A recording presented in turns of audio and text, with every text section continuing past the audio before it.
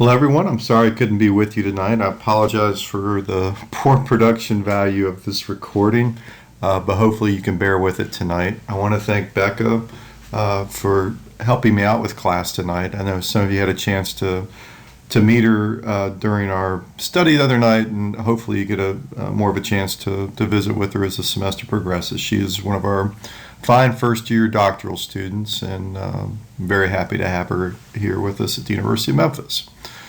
So, at this point, you've already watched the Joe Pine video.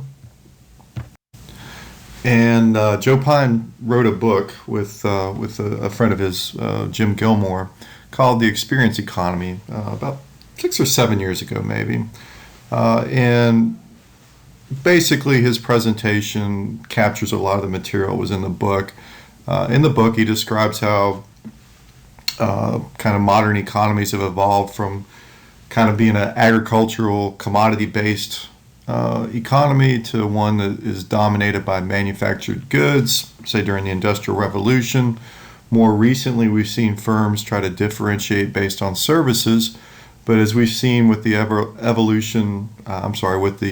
diffusion of approaches like Six Sigma, even services have become increasingly commoditized. So the next paradigm shift is towards an emphasis on consumption experiences. So in the course of the video presentation, he offers what I think is a really rich descriptive framework for the different types of customer experiences, based on the kind of the idea of the 2x2, the fake, the fake real, the real fakes, and the real reals. I'm not sure which category this class falls into. I'll leave that for you to judge. But what he doesn't cover in the presentation so much is how do we go about systematically creating new and better customer experiences? Do these things just happen by accident or organically, or can companies plan these outcomes? Well, I think the first question is, what do we mean by better customer experiences? In Pine's presentation, he really focuses on authenticity, but I think there may be other descriptors that would define an improved customer experience. Or was it enjoyable? Is it aesthetically pleasing? I was reading, as I was reading this week in the Wall Street Journal, in Japan, people go out to examine new and different types of moss, apparently. So there's different things that are authentic or enjoyable for the individual. But I think the key takeaway from what I'm reading about Pine and about service innovation more generally is that where in the past we could evaluate the customer experience in terms of features or product attributes, when we talk about consumption experiences, it's much more of an emotional basis. Often rooted in our senses and not kind of a functional or rationally based approach. It's not 10% better or 10% larger or work 15% more efficiently. It's more about how we feel about the consumption experience. So given this, I think it brings to question whether traditional frameworks for thinking about innovation that originated from more of a kind of a goods-dominant or manufacturing-based perspective really are as applicable in the context of services broadly, or more specifically in developing greater experiences. So one of the tools that I'm a big fan of that I think can help us in that regard is the idea of service blueprinting. You guys read the Bittner article this week that kind of outlines how to create a service blueprint. As discussed in the article, this is a technique that originated in operations management, primarily with the idea that we want to drive efficiency in our processes. But I think, as she illustrates in the article and as we see in practice, it can be more than just a process control tool. It can serve as a platform for systematic service innovation and improvement. So your assignment tonight, hopefully, will be a fun thing for you guys. Will basically entail you guys going out to a locally owned retailer, and creating a service blueprint based on what you see and experience yourselves as you're in the location. Uh, So you'll be going to these locations in teams. I have teams 1 and 6 going to one location, 2 and 5 going to a second location, and 3 and 4 going to a third location. You are free to discuss your service blueprints together with your two teams that are at the given location. However, I'm expecting an individual assignment turned into the Dropbox, and you will see basically an outline of what I'm expecting a little later in this presentation. So what is service blueprint? Well, Bittner and her colleagues outline a sequence of five parts. The first involves, the customer's journey, okay, the customer actions. Okay, what happens, what is your target customer doing before, during, and after the service encounter? The second part entails the onstage visible contact employee actions, much like Joe Pine in the Experience Economy book. They talk about the service encounter as taking place on a stage, and the employees, we can think of them as actors. So what does the set look like? Where are the actors or employees placed on the stage? How do they interact with customers and each other? Okay. Of course, there's things when you go to a play or a theater, there's things that's going on behind the scene as well. In some cases, these are going to be harder for you to witness as customers, but I think you can imply that there are things going on behind the scenes, especially those of you who have experience in food service probably have a very detailed idea of what is going on behind the scenes in terms of the non-visible contact employee actions. Okay, the fourth part involves the support processes. Okay, when you look at the backstage and onstage contact employee actions, are there support processes that enable or empower the contact employee to perform those activities? And then finally, physical evidence. Okay, what can I see as a customer that is emblematic of that stage in the sequence?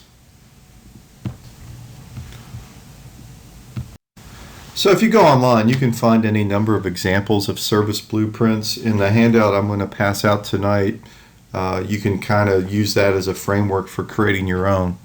But here's an example from a movie theater experience. I'll let you guys just kind of take it in. I don't know if I necessarily need to read it. But at the top, you do see in the blue, you do see kind of the customer's journey as they go to the movie. You see in the middle the contact employee activities, including both onstage and backstage activities. Dividing those two sets of activities, we see the line of visibility, and then separating the backstage activities with the support processes, we see the line of internal interaction. Okay, and then finally at the top, we see the physical evidence. Okay, so that's typically the last step in the process is providing examples of physical evidence of each of those stages.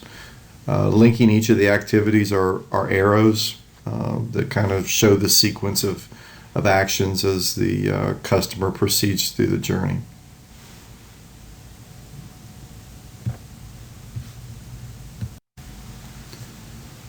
So in terms of creating your own blueprint, Bittner outlines a few key steps. I think the first and probably the most important to make it an effective blueprint is to identify specifically what process or sub-process you are blueprinting, and who is the process being performed for. So identifying a process and identifying a specific target customer. If you're going to the ice cream shop, you may look around and see a single mom with 2 little kids. If that's you think is an interesting profile customer, then I would use her as your target customer and identify the customer journey from her perspective. But the key is it needs to start with the creating those customer experiences needs to start with the customer.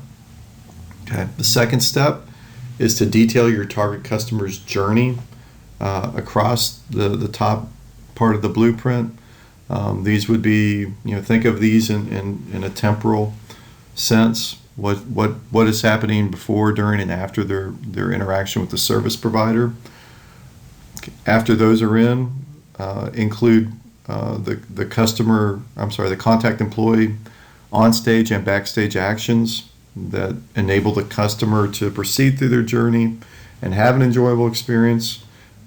Subsequently, you'll add the links connecting the customer to the contact employee, activities and needed support functions, and lastly, physical evidence is provided at the top.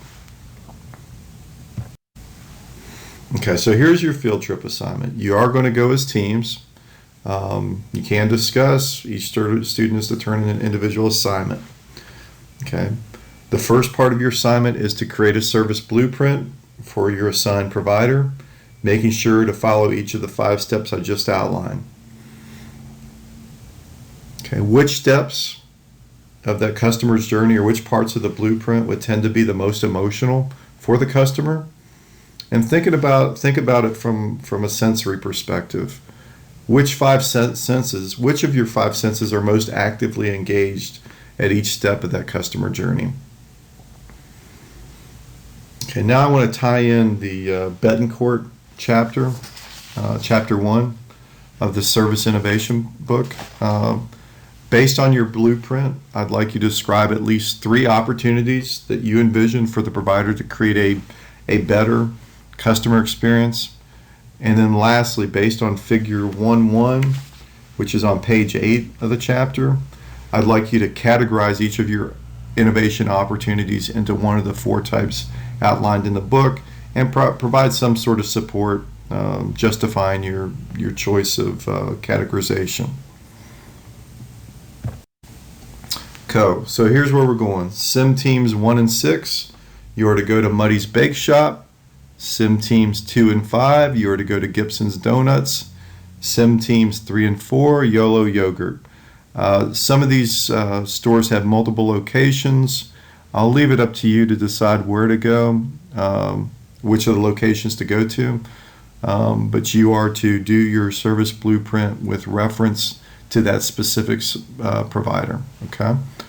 All right. So we'll start the next class with the discussion of your results, and we will look to extend your work in this area in subsequent assignments and possibly even your final exam. So have a good time tonight. Don't eat too much. I'm sorry I can't be with you, but I hope you have a nice time, and we'll see you next week. Thanks.